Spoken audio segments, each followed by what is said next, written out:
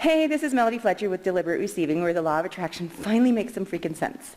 And I have a special treat for you guys today. I'm here with my personal shaman, who doesn't like to be called a shaman. I'll get into it in a second. Javier Regueiro. I am in the beautiful Sacred Valley of Pisac, Peru right now, where I'm doing ceremonies for myself, and I thought I'd take the opportunity to interview Javier and share that with all of you. So welcome, Javier, and thank you for being here. Thank you. So we'll get right into it, because I know I heard you gasp. You don't like to be called a shaman. Why not? Because the word shaman these days is a little bit overused as far as I'm concerned. And because it comes with a lot of hype. Mm-hmm. And I'd rather be just called by a simply more technical name such as Ayuahuascero. So that is an energy worker that works with ayahuasca. It's someone who works with ayahuasca, yes. Okay. Yeah. So for the newbies out there who don't know exactly what ayahuasca is, what is it? Ayahuasca is a brew from the Amazon jungle, and the basic recipe is a combination of two different plants. And it's, even though we have no written records, it's a very old tradition that has deeply influenced Amazonian culture in pretty much wherever ayahuasca grows. So why would somebody take ayahuasca? Why would they participate in an ayahuasca ceremony? For many different reasons. I started drinking ayahuasca because I was curious. Some friends had drunk it, and it seemed meaningful. And in 2004, I came to Peru to go to the jungle for a couple of weeks to drink ayahuasca, because at that time there were lots of things that were not, that were heavy on me. I was still struggling with a relationship that had ended a couple of years earlier, and generally felt fairly disconnected from myself. And the process was greatly helpful, which led me to entertain the possibility of study plant shamanism and share the gifts and the blessings of this, not only of this medicine, but also of the wealth of wisdom that this medicine brings with it. Okay. So for me, and stop me if you disagree, for me ayahuasca is a fantastic way of sort of connecting with your higher self and with universal wisdom and connecting with who you really are. That's a term that I use quite a bit on my blog and in my writing. But one of the things that I want to kind of get into a couple of the myths around and misunderstandings around ayahuasca. And I have to tell you guys, I was a little bit reluctant to do this interview for a couple of reasons. One tiny reason, but I'll be really honest with you guys, is that I didn't really want to make Javier too popular so that he doesn't get too busy, which is totally selfish, and clearly I got over that. But the second main reason that I was reluctant was because I didn't want to see this, have this be seen as some kind of endorsement of ayahuasca, that you should go do this. If you're called to this, you know it. If you're not called to it, then it isn't the thing for you. But there's a couple of myths around it, and one of them is that people see this as a drug because it does have DMT in it. That's, one of the ingredients. But it isn't a drug. So can you talk about that a little bit? Yeah. As far as I'm concerned, it's not a matter of a substance. It's a matter of our attitude towards it. So anything that we take or do in order to forget who we are is, in my book, a drug. And everything and anything that we take or do in order to remember who we are is good medicine. So and that can be the very same thing. A bottle of wine, we can use it to celebrate our friendship, or it can be used to go into oblivion. Yeah. So I don't serve drugs. Yeah. I'm not interested in taking people on a journey, on a trip. This is for me a very important tool for a healing process, for spiritual exploration and expansion. Thank you. That was beautiful. I like that. Helping us forget who we are, helping us remember who we are. And you mentioned, for you, ayahuasca, your process with ayahuasca has been about connecting with your higher self, with your own wisdom. And I agree with that. But your viewers may be getting a fuller picture when you say, connecting with my higher self. It's really much more encompassing than that. It's connecting with all that we are. Mm-hmm. And oftentimes, particularly at the beginning of this process, the experience is one of meeting one's own shadow. Mm-hmm, mm-hmm. And people interested in engaging with this medicine should be open to that possibility, because that scenario will arise sooner or later. Yeah. So it's not just about going up, it's also going down and visiting one's own basement. Yeah. And both experiences should be welcomed as wholeheartedly.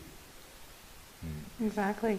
So that leads me to my next point, which is another sort of myth that a lot of people seem to have fallen prey to, which is that ayahuasca is some sort of fix-all or a magic pill where you go to the jungle or you go to the mountains where we are here and you drink some ayahuasca and then your life is fixed. So do you want to talk a little bit about that? So I have not found any magic pills anywhere on this planet. If you find them, I'll let you know. You let me know. You let us all. I'll let everybody know. For me, life is a process. And this medicine can be very powerful in helping us let go of whatever we no longer need, and bring clarity. But our lives is for us to live. Mm-hmm. So I'm aware that a lot of my work is about empowering people. Mm-hmm.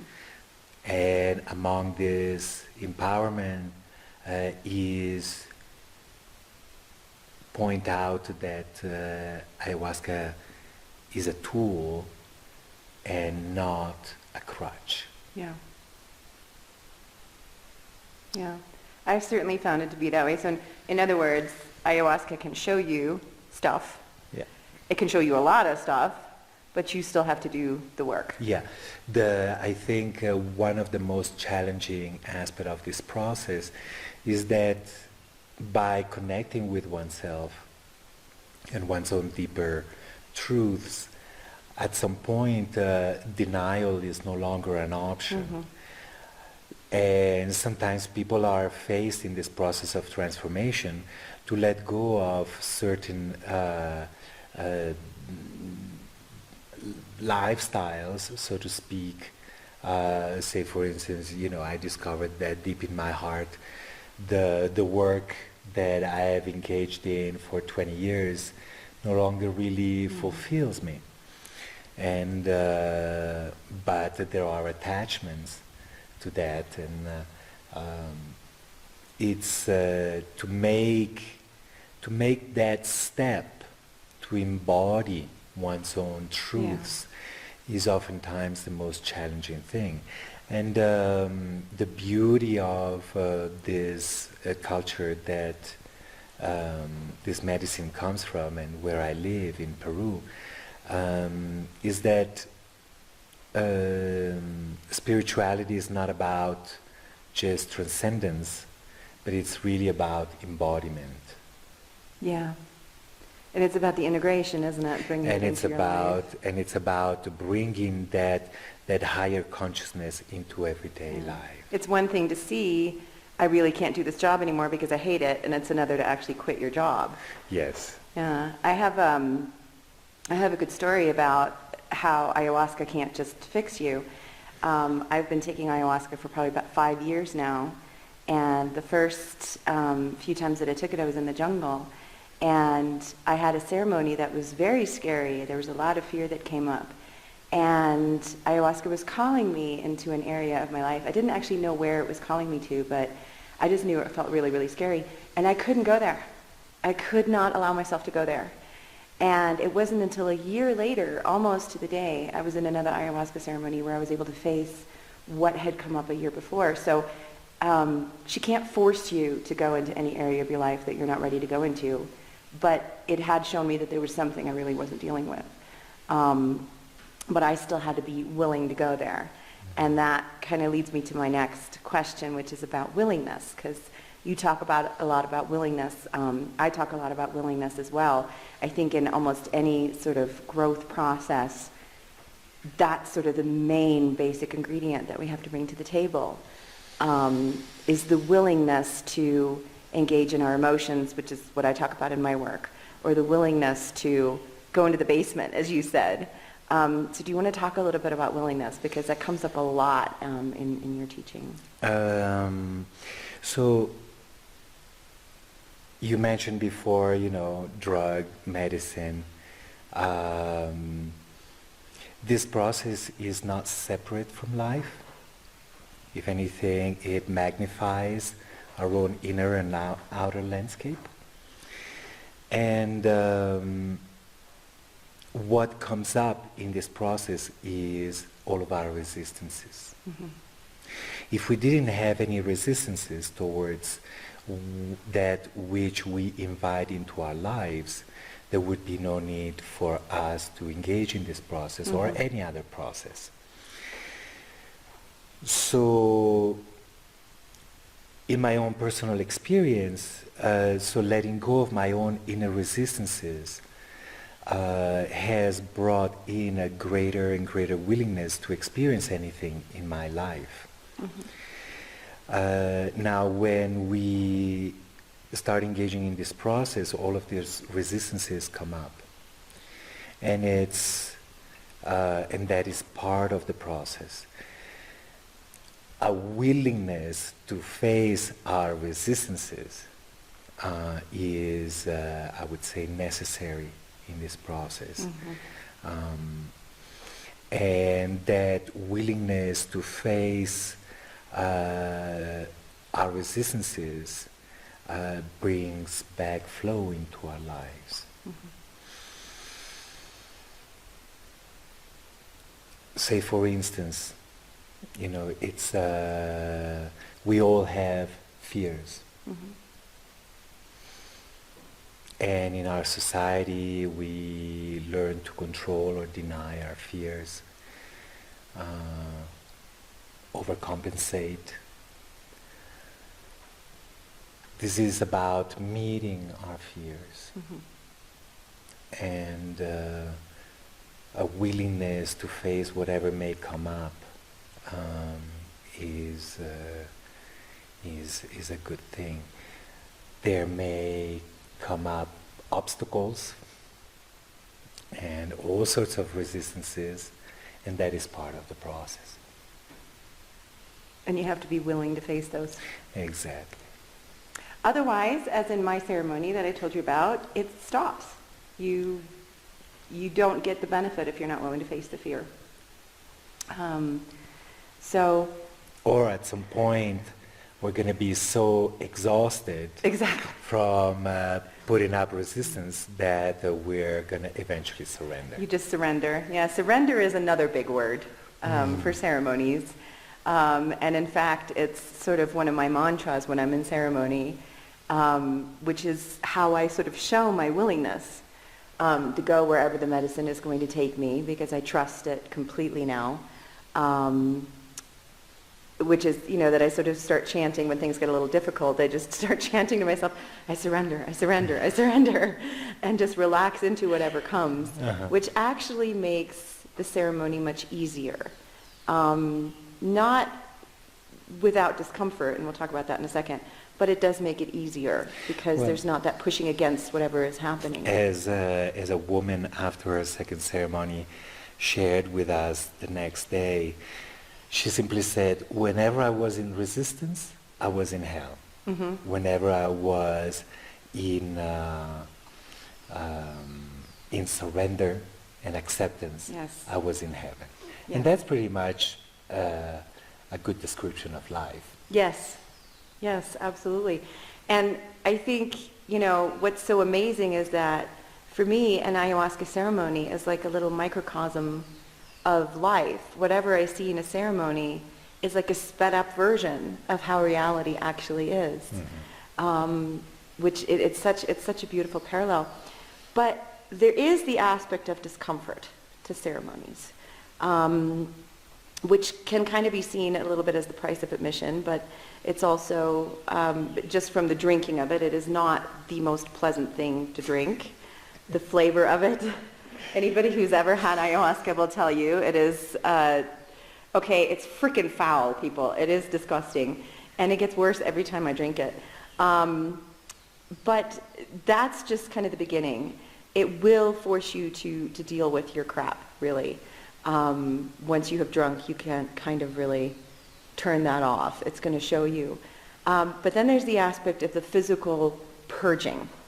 And purging is the eloquent, wonderful word that we have for shitting and puking, which there's a fair amount of generally in ceremony, as ayahuasca sort of physically cleans you out. So I don't want to skip that part, and you wrote a book about ayahuasca, which I think is excellent, which I'll introduce in just a bit.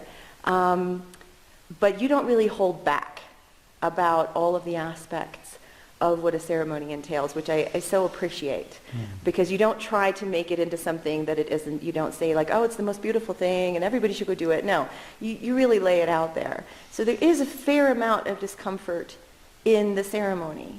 Not necessarily suffering if you don't resist it, but there is the discomfort aspect. So do you want to talk a little bit about that? Because it is a fact. So it's this is primarily a purificatory process that may happen on any and every level. And, from after years of engaging with this medicine, I find that aspect humorous? Non-relevant. Non-relevant. Mm-hmm. I mean, it's... we get in a few hours a deeper cleansing than most fasts and diets and whatnot. I think what is most challenging, most uncomfortable, is the letting go of viewpoints, the letting go of beliefs. That's where our egos, our minds, really can kick up a storm of resistance, and vomiting, going to the bathroom. It's a couple of minutes. Okay, maybe sometimes it's a couple of hours. Or a couple of days. But it's that deeper cleansing of letting go of viewpoints that can be challenging, particularly in what is the aftermath of it. Sometimes there is a sense, because we so attached our sense of self to our history, to our beliefs of who we are, the letting go of those beliefs can leave a sense of confusion rather than clarity.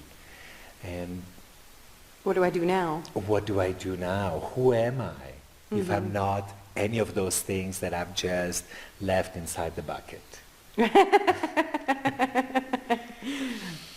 So this is part of any spiritual process. That is letting go of identities, letting go of beliefs, and we say we want to be on a spiritual path, but it's not a coincidence that a lot of the spiritual literature comes with plenty of warnings, which is why also my book has plenty of warnings, that this is not a process that should be taken lightly. Right. Again, it's not the magic pill. You can't outsource this shit, No. basically. And, it's no magic pill, and just like any other spiritual process, there are no shortcuts. So you yourself have experienced the power of this medicine and how in a relatively short time you have achieved great transformation.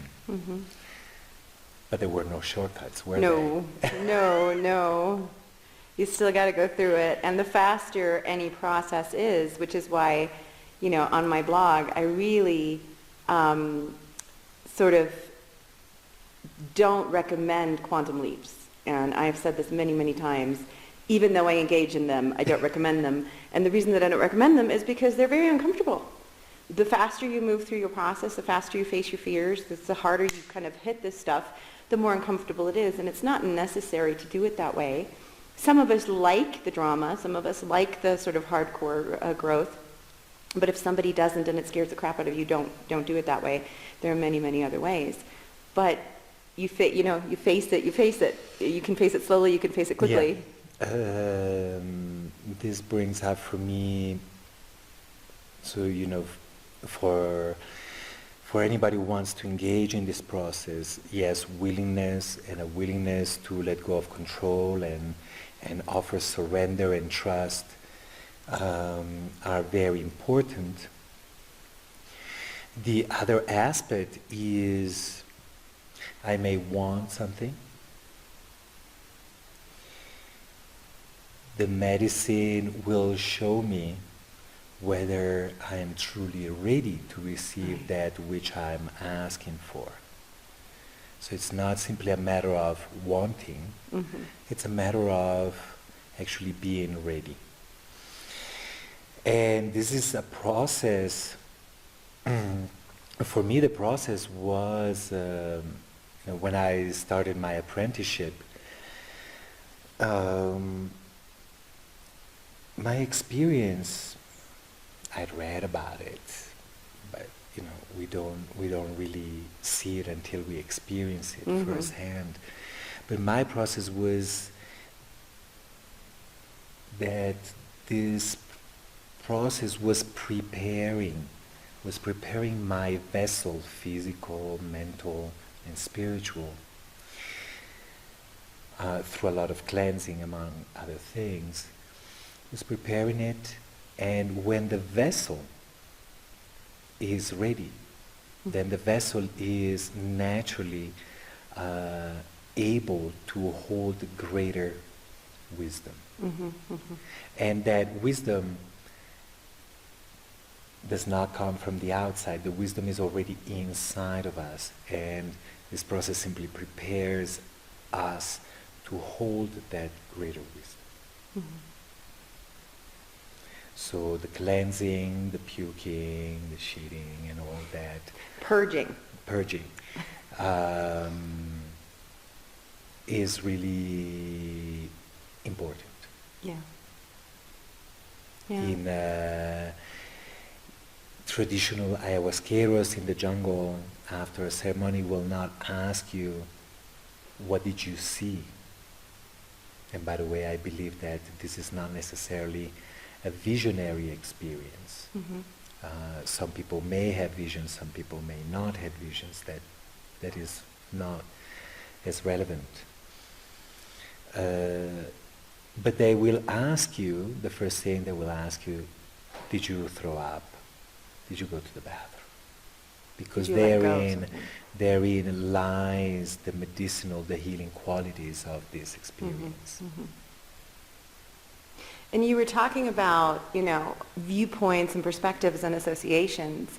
And I've certainly found for myself that in the purging process, one of the things that came up for me in one ceremony was ayahuasca was asking me, I'm sitting in the bathroom and I'm going through my thing and I'm just going to, come on, let's go, let's vomit. And she's asking me, it's like, why are you making this so hard? And I thought, well, what are you talking about? Like, it's puking, it's not pleasant. And she says, yeah, but why are you making it so hard? And then I realized, of course, I'd associated vomiting with stomach flu, with being sick. And then I realized, yeah, but I don't have any cramps. I don't have a fever. I'm not suffering. I'm bringing suffering to the table. And then I let all that go, and it became a lot easier. And I wasn't pushing against it, but we tend to think of it as gross. We tend to think of it as, diarrhea and vomiting have to do with illness and have to do with very negative experiences in our lives. And when we let that association go, it just becomes an act. It just becomes something that we do. Well, you have a little disadvantage here, as in the English language, one of the euphemisms for throwing up is I'm getting sick. Right. Whereas when we get sick in ayahuasca, we're actually getting better. Getting better. Yeah. And this is also true in real life. It's we true. have food poisoning, we throw up. It's the body's way to release those toxins. Right. You want your body to take out the trash. Yes. Yeah, definitely. Whereas also it isn't just a cleansing, it's also a way of releasing that resistance, like you said. Yeah. A lot of times, my ceremonies have changed a lot, but in the first sort of half of my ceremonial life, there would be a great fight going on within me. I'd be fighting something, I'd be resisting something, and then finally I would let it go, and at that moment I would purge, and then the clarity would come in, then the relief would come in. I don't fight it anymore, and so I don't have that same pressure experience anymore, but it is very much sort of, I have a little angel that works with me in ceremony that will say, go to the bathroom. Before I even feel sick, before I feel anything, and just go to the bathroom. And I trust that voice implicitly. So I will go to the bathroom, and then something will just come out. And then I'll go back to my mat and lie down, and then the journey will continue, whatever work it is that I'm doing. So it is very much sort of like, I don't really need to know what the blockage is anymore. I just know it's something, and I just got rid of it. Thank you very much. But it is an actual act. I think that helps a lot when you realize I'm getting rid of something that really isn't serving me, that really doesn't match who I am and who I'm becoming, instead of just thinking, oh, well, I have to puke. Yeah. Yeah. This medicine, like all mind-altering substances, in the best of cases, show us that the division between physical body, emotions, thoughts, spirit are only divisions created by the mind. So under the effects of, say, ayahuasca, I may physically vomit, and at the same time there is a release of something deeper, of emotions, of experiences, of trauma. All of it is one and the same. Yeah. And it doesn't really matter which form it takes. Right. Because releasing can come in different forms. All right, so we were talking about resistance, and having the willingness to engage in the process, something that you talk about quite openly, I think, in your book that I want to introduce. It's called Ayahuasca, Soul Medicine of the Amazon Jungle. And I'll put a link underneath the video so that you can buy the book. Why did you write this book? I wrote this book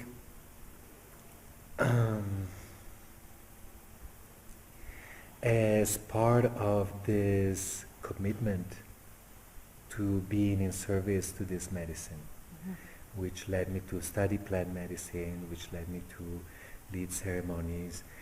And soon after I started leading ceremonies, I realized that, in my opinion, there were a lot of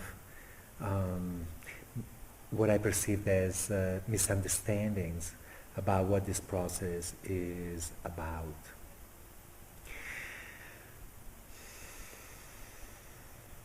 This is a medicine that is a traditional Amazonian medicine. Mm-hmm. And its use has shifted as Amazonian societies have shifted. Now, in the last 40 years, ayahuasca has gone beyond the physical Amazon jungle, and it's available, even though it's illegal in most countries, it's pretty much available all over the world.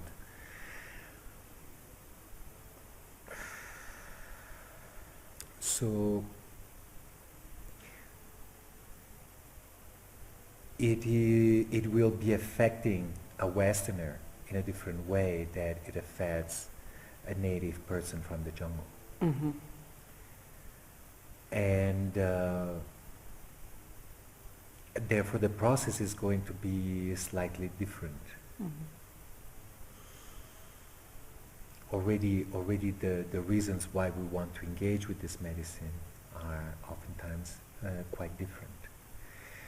So when I decided to study plant medicine, it was very clear to me from the very beginning that my role was that of a bridge, of bridging the gap between this world of the Amazon jungle and the psyche of foreigners who wish to engage with this medicine.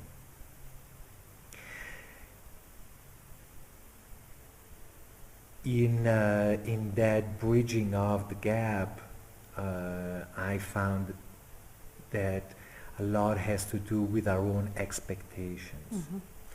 We have an idealized version of what spirituality is really about, of what growth is really about. That doesn't really help us connect with our own hearts, with our own emotions, with our own spirit. In our society, we're so performance-driven and so goal-oriented that, of course, this attitude will color the way we perceive our spiritual life. Mm-hmm. So it's about making people aware of those transferences, Yeah.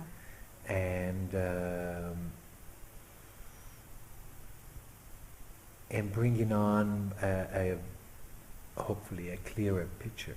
Mm-hmm. Also, it's about dispelling myths and seeing that this is not out of reach of anybody. Yes. A lot of spiritual literature and spiritual practices kind of put that holy grail always out of reach. And I believe that if I could achieve as much through this process, so can anybody. Right. Because I'm not that special, and I'm far from unique. I am. No, I'm kidding.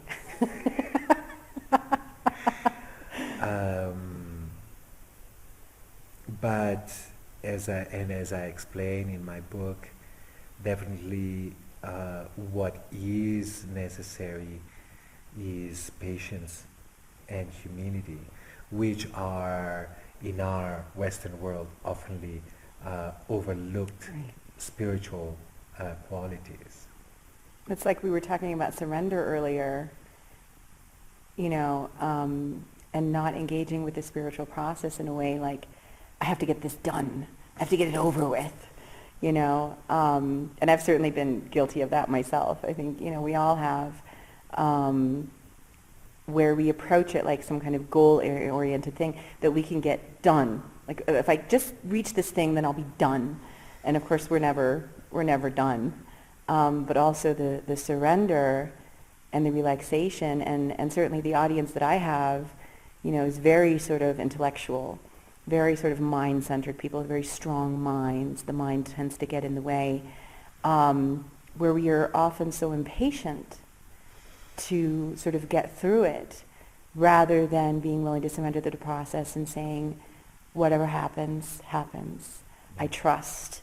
And however long it takes is however long it takes. I have, my entire life and lifetimes and eternity really to complete this process, which most people don't like to hear. They don't like to be comfortable with that because they think, I'm going to suffer forever, and then one day, finally, I'll be able to get rid of the suffering.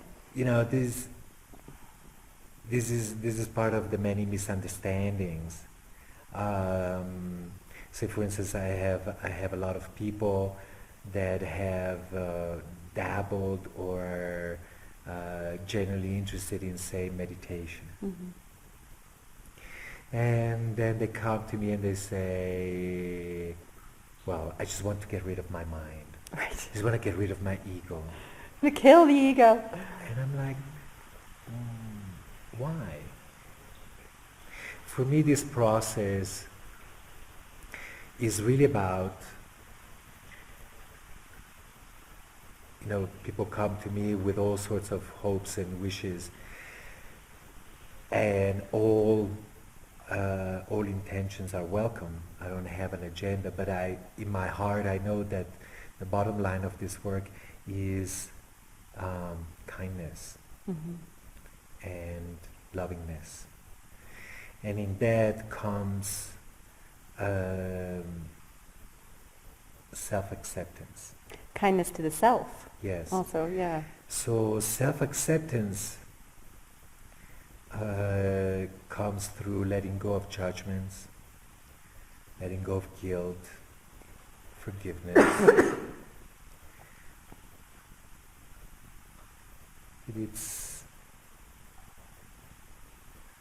I can use my mind in a very forceful way to make things happen in my life, which is cool. I can also connect with a deeper source of who I am. And that source, just like the ocean, is a place of resting. And to actually, once we connected with the source of who we are, to actually exercise our minds, our thoughts, our creativity, our energies, it's a whole other story. Right. It has a different flavor. So this is not about moving to Africa or open up an animal shelter. It's really about connecting with ourselves, connecting with our gifts, and honoring them. Being who you really are. Some people have a great talent for creating wealth. That's wonderful.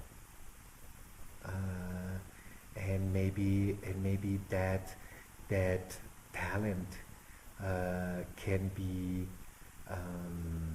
reframed from the heart's Right.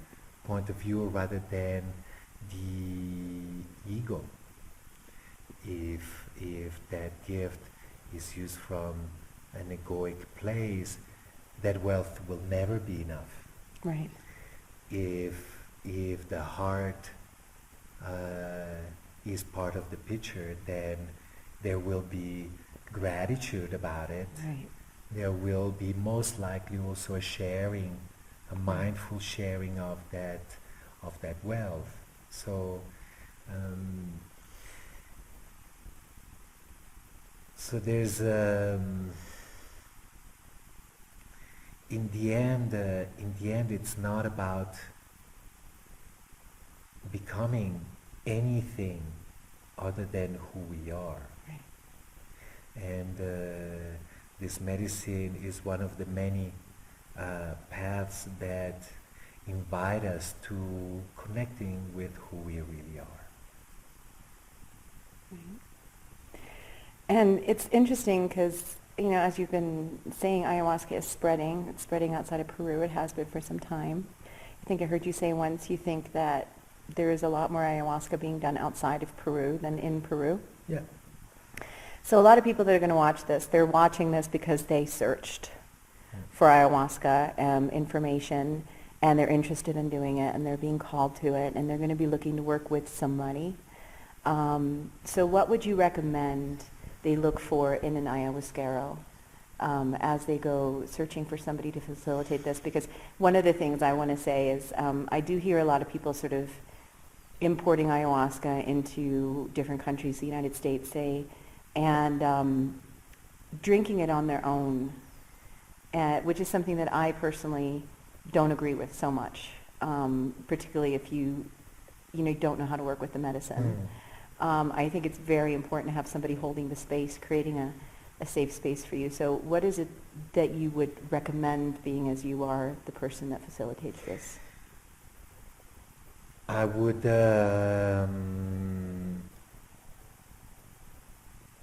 engage in this process only with somebody and in an environment that I can trust, that feels safe, that feels most conducive to what I hope to achieve. So safety for me is very important, and nurturing, supportive environment.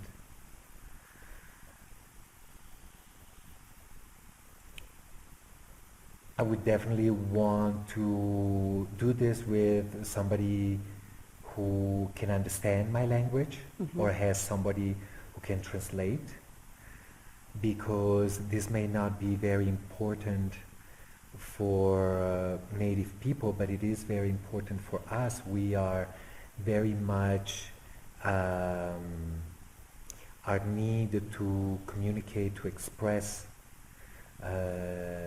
how we feel and what we think is very important to us. And to be able to share that, to communicate, and to actually have somebody understand what we're saying. Right.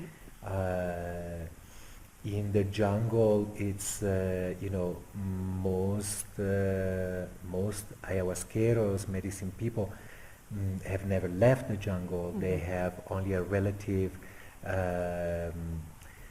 awareness of other psychological mindsets, cultural and historical. Let's just say they don't tend to understand the Western mindset as well. Yeah. So they may understand it, but from their viewpoint. So I feel very very blessed because I've lived in many different countries, in many different cultures, with varied interests. So it's always wonderful for me to be able to meet the person, to know on a deeper level what it is that they're talking about, where they're coming from.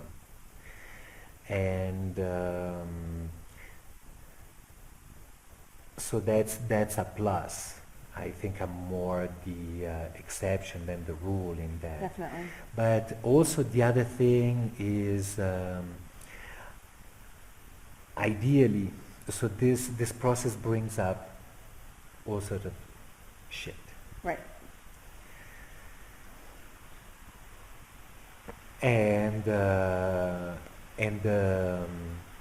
phenomenon of projections, of transference, countertransference, and all that is likely to resurface, which is okay.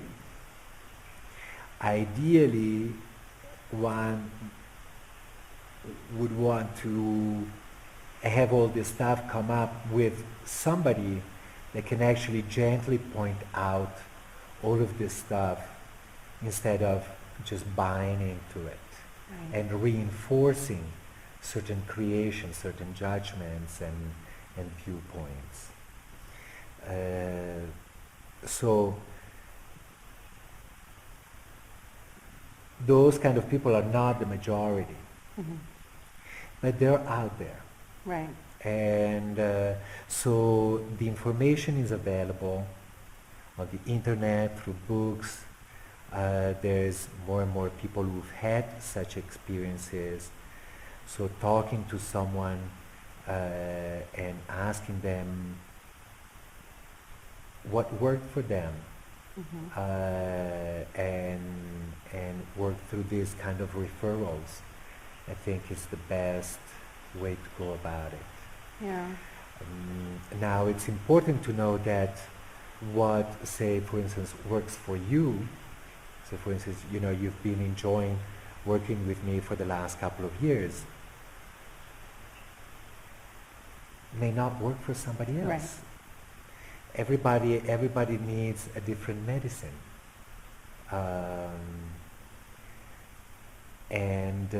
So it's for each one of us to follow our own intuition and see what works for us best.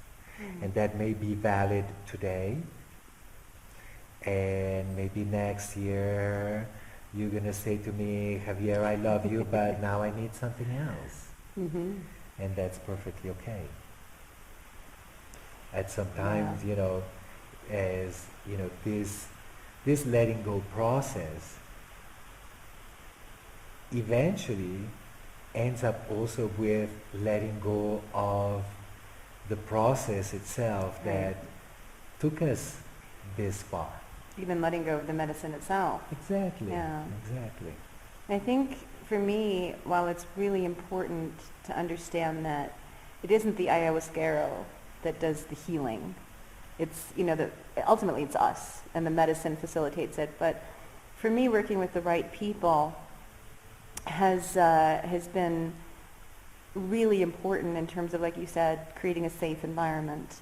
One of the things that makes me feel safe is having a bathroom, which sounds funny, but a lot of times in certain, and there's nothing wrong with this, but in certain facilities, particularly in the jungle, there is no bathroom. You just go outside and find a spot and purge out whichever end. And to me, it's very important to have the safety of sort of actual plumbing, because I grew up in the West. I grew up with plumbing. I'm not the shit in the woods kind of girl, sorry. And particularly because you're under the influence of the medicine, and it's not something that I really ever want to worry about. The language thing you mentioned, I think it's also important that, sometimes you can be going through a difficult time in ceremony. And then out of ceremony. And out of ceremony, exactly. But if you're having a difficult time, having somebody come and be able to talk you through it in a way that you can actually understand is important. Because again, you don't actually want to have to worry about a language barrier at that moment. You have bigger things to worry about. Just from my own perspective and from my own experiences, I think you want an Ayahuascero who sticks around during the ceremony, not somebody who goes to bed after 2 hours and leaves you to it. Then you might as well be on your own, these are very powerful energy workers in my experience, and have great respect for what you do and what I've seen you do in ceremony, and how connected you are to every single person in the ceremony, how attentive you are to everybody's needs. But something else that I think that you do that, as you said, is fairly unique, is that you are attentive outside of ceremony as well. You insist on meeting with people beforehand and helping them set the intentions, and we'll talk about intentions in just a second, and also afterwards, so that you can help them integrate that and figure out what it means, because this isn't, to me, this isn't something that comes easily to us Westerners. You know, the medicine doesn't necessarily talk to you in a logical way. It's not like, you know, a college professor that comes in and breaks it down for you. It just shows you, and it can be quite symbolic. And if somebody doesn't think that way, they may have a hard time bridging that gap. And then, you know, there's no use coming here and doing all this work and then going home and having nothing change because you didn't really get it, because you don't understand how to integrate it. And so to me, working with somebody who's accessible, and that is a fairly unique thing. I find somebody who is then able to do the coaching and the counseling afterwards. Well, you know, it comes from the awareness that this is the process does not last only those few hours where we are under the influence of this medicine, but the process begins long before and continues long after. Yeah. And also from the awareness that the work, as I perceive it, the work is really working consciousness. Therefore, delicate. Yes. And we go into it looking for clarity, to come out of it more confused than when we first went in, defies the purpose. Yeah. Yeah. I've had many "what the fuck just happened" moments. Yes. Myself. And yeah. to, you know, and to be able, you know, my work oftentimes is about, you know, turning around the tortilla and allowing people to see a greater picture. And even, say, for instance, to be able to reframe in a constructive way that confusion is very important. Yeah. So that even that experience of confusion can be a source of wisdom. Yes, absolutely. So we mentioned intention. So how, I mean, I know the answer, you know, it's very important, but how important do you think it is to set the right intention? Can you talk a little bit about that? Yes. So this is very important now, I'm talking to you directly.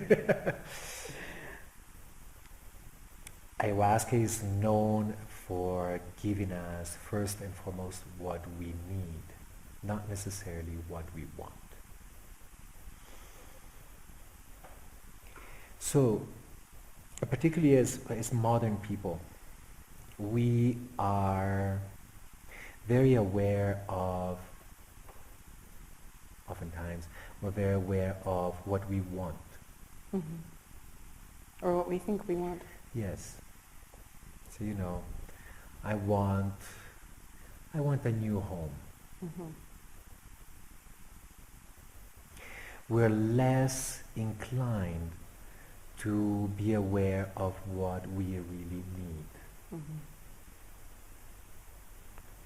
So the process of setting up an intention is about looking inside and having an honest look and see what is it that I really need right now. In the case of a strong desire, say for instance, I want to open up schools for deaf children. Mm-hmm. And one is very clear about their desire, then one may want to go into this process asking the medicine, what is it that I need to face in order to manifest my desire? So since this is like I said before, it's a cleansing process, and I do believe that everything that we are looking for, such as say courage, love, all that, is already inside of us. When I engage personally in this process, say for instance,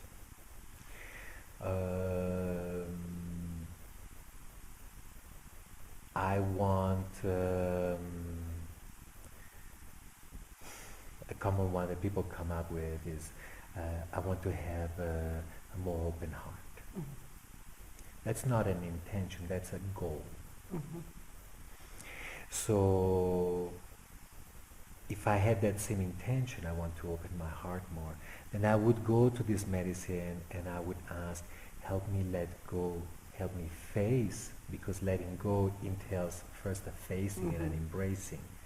It's not as easy as 1, 2, 3. Help me face and let go of anything that prevents me from having a more open heart. Right.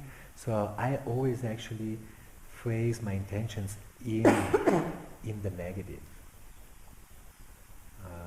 Help me let go of whatever prevents me from taking this next step into my life, or anything like that. What is my resistance, essentially? Yes. Yeah. And there, of course, is the willingness in that intention is implied. Yeah. I'm willing to face whatever comes up. Yeah. So,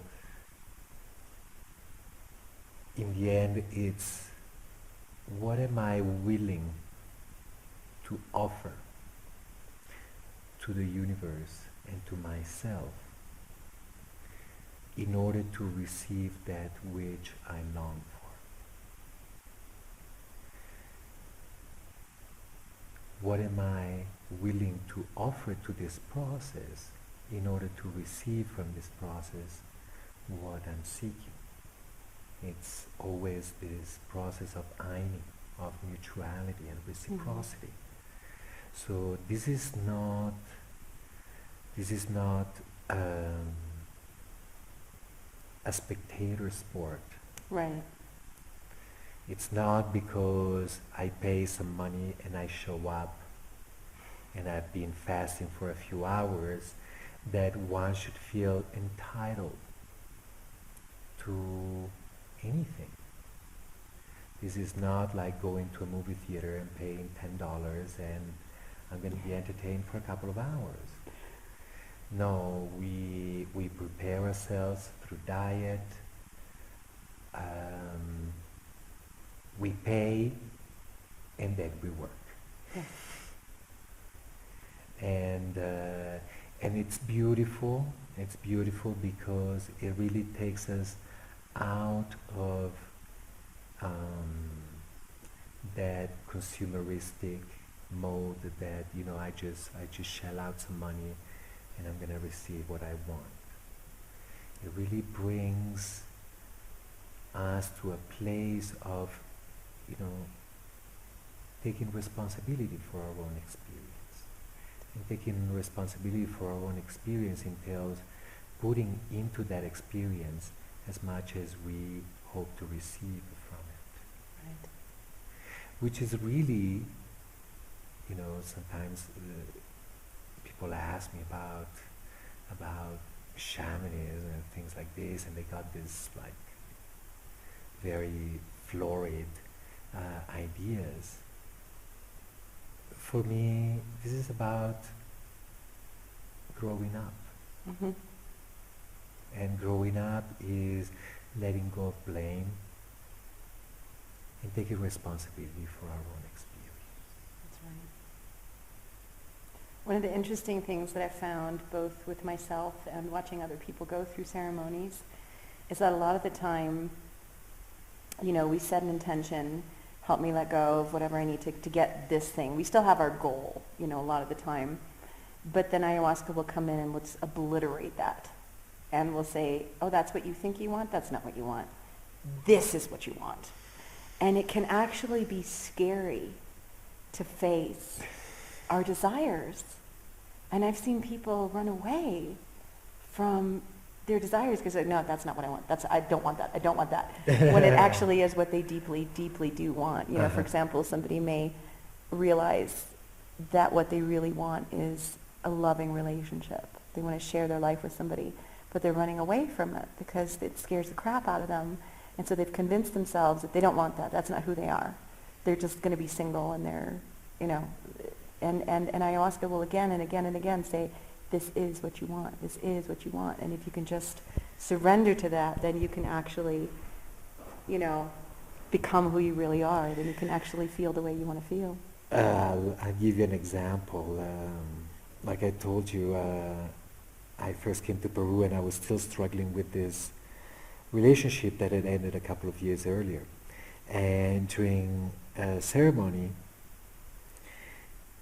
I felt the deep love that I held for this person.